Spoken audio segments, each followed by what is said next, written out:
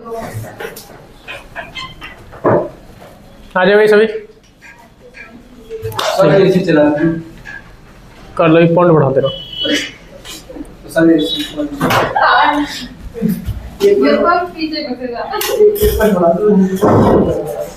चलिए आज हम बात करेंगे लोधी वंश पर। ठीक है, दिल्ली सल्तनत का अंतिम वंश है लोधी वंश। इसकी जो लोधी वंश का जो संस्थापक था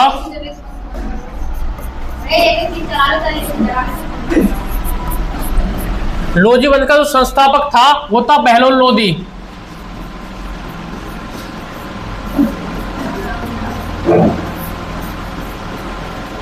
चौदह सौ 50 से 1489 तक इसका कार्यकाल है। ये लोधी वंश का संस्थापक था। इसने दिल्ली में लोधी गार्डन की स्थापना की थी। ठीक है, और ये ऐसा शासक था, ये जो ऐसा शासक था जो कोई भी बॉडीगार्ड नहीं रख सकता।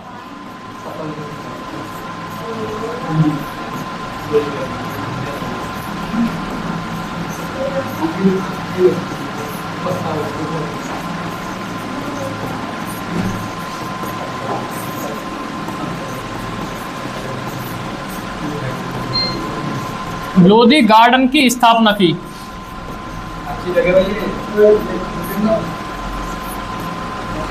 कोई बॉडीगार्ड नहीं सकता और इसने लोधी गार्डन की भी स्थापना की थी। ठीक है, लिखिए जल्दी, सुनील लिख ले। हाँ जी,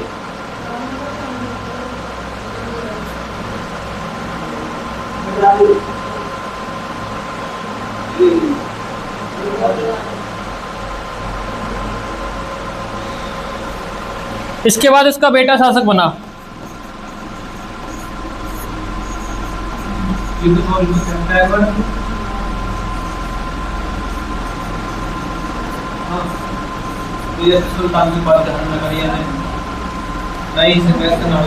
सिंहासन बैठे बिल्कुल नहीं बैठता था, बॉडीगार्ड नहीं रखता था कोई भी है, बता दिया मैंने, सिंपल शासक था।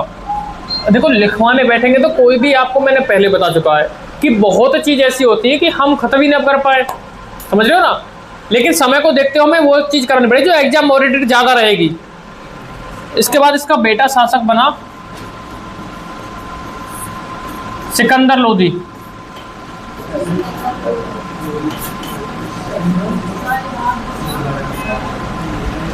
ठीक है,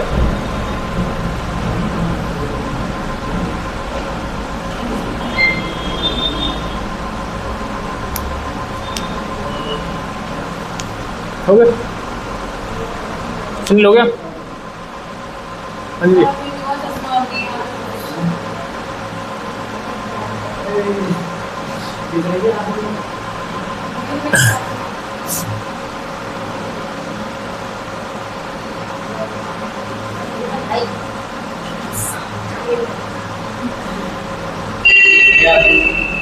उसके बाद में बात करें आ गए तो बातें कर लो। नेक्स्ट करिए, हो गया। ठीक है, अगला शासक है आपका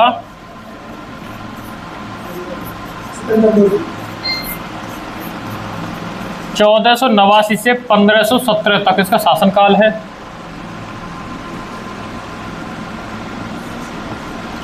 इसने 1504 में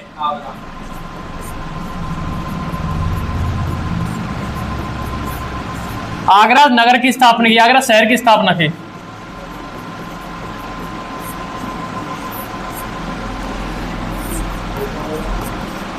पंद्रह सौ 6 में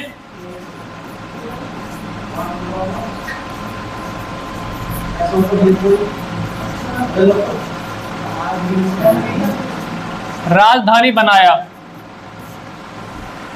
1506 में इसे अपनी राजधानी बनाया।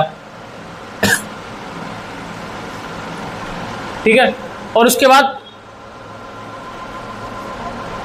इसने, हाँ ये एक अच्छा कवि भी था।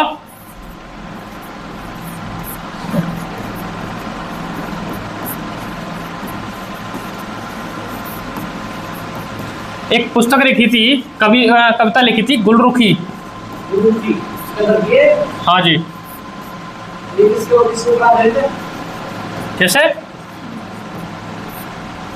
इसकी एक कविता थी, सिकंदर लोदी की कविता थी गुलरुखी, सिकंदर लोदी की कविता थी, ठीक है।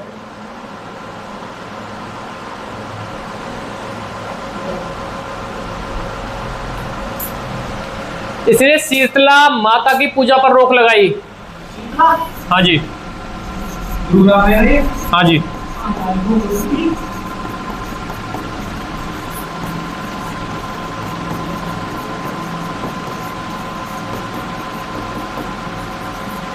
यमुना स्नान पर भी रोक लगाई। बिल्कुल, वाल्मीकि। इसने यमुना स्नान पर भी रोक लगाई।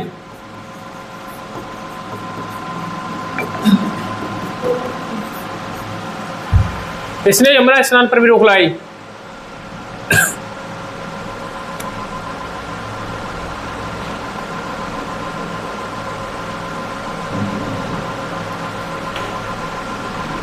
इसने गजे सिकंदरी यंत्र का भी इजाद किया, यानी मापने योग्य यंत्र था।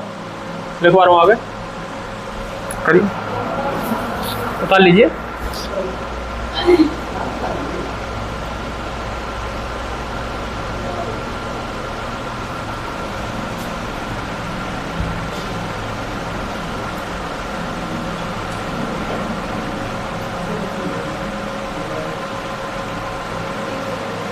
इसके अगर हम बात करें समकालीन कवि की, इसके समकालीन कवि कबीरदास थे। कबीरदास इसके समकालीन कवि थे। हो गया ना? नेक्स्ट देखिए आगे। हाँ, इसने तिब्ब ए सिकंदरी, इसके समय तिब्ब ए सिकंदरी नामक पुस्तक की रचना हुई। यानी ये दोनों पुस्तकें हैं, और ये है क्या है? भूमि मापने का पैमाना।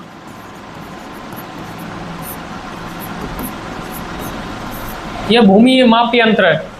गजे सिकंदरी और लज्जत सिकंदरी शाही, ये भी पुस्तक है। ये इसके लेखक कई हैं। ये संगीत की है, और ये पुस्तक है आयुर्वेद की। हाँ, ये आयुर्वेद की पुस्तक है। हाँ जी, लज्जत सिकंदरी शाही और तिब्ब सिकंदरी, मियाँ बुआ, ये लेखक इसके मियाँ बुआ। और इसके लेखक कई लेखक हैं, तो इसलिए नाम कोई स्पेशल नाम नहीं है।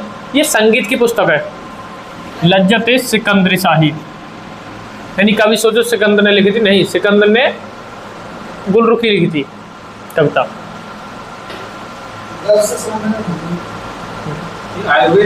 आयुर्वेद से संबंधित पुस्तक है।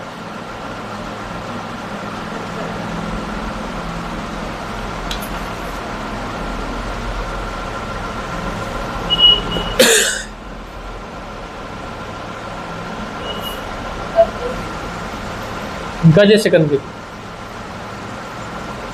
हो गया।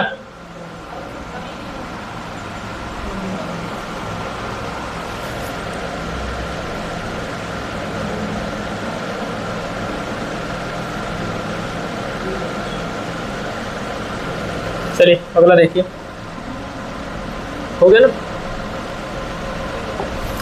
उसके बाद शासक बनता है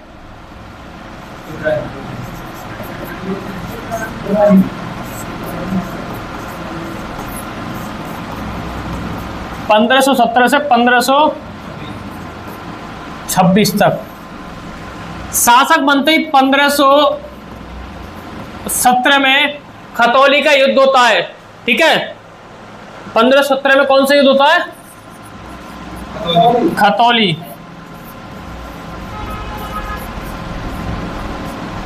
और किस किस के बीच होता है? किस किस के बीच होता है?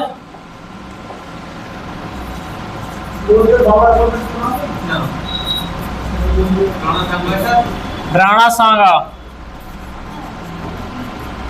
इनकी विजय होती है और इसकी हार होती है। इसकी विजय होती है और इसकी हार होती है। और 1526 में एक और युद्ध होता है, पानीपत का युद्ध।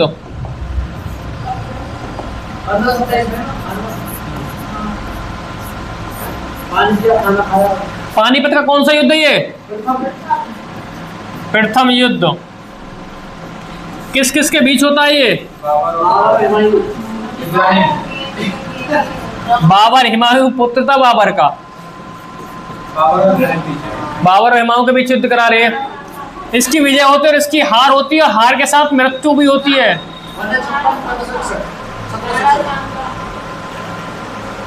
और ये एकमात्र दिल्ली सल्तनत का एकमात्र शासक है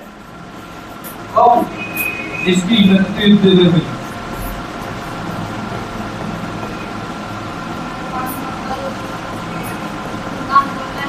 एकमात्र शासक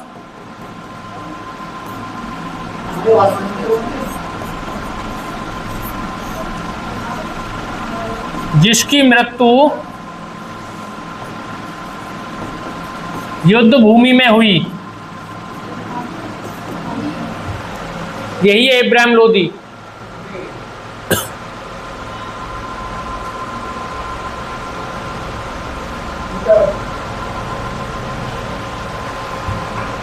यह लोदी वंश का शासक, लोदी वंश का अंतिम शासक था।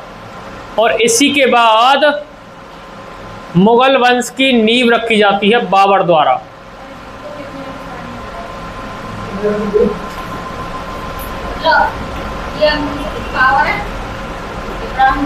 अंतिम शासक है इब्राहिम लोदी।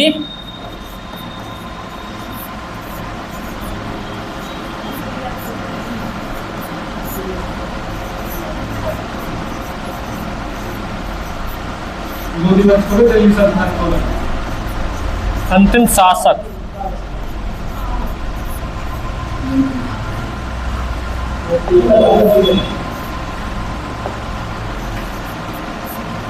दिल्ली सल्तनत भी बोल सकते हैं आप इसे।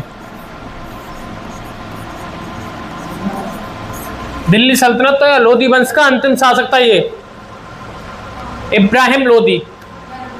ठीक है,